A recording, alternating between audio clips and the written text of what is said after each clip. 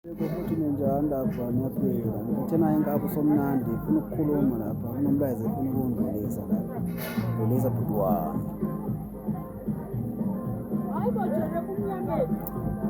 Sanibonani bafowethu, kakhulu obingelelayo uSomnandi Mfowethu.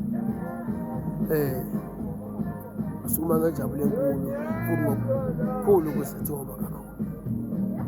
Ngisacela ukuthi uchaze okukhulu kubaba Maseko uFoloyi, kubaba uTawu Mabuza,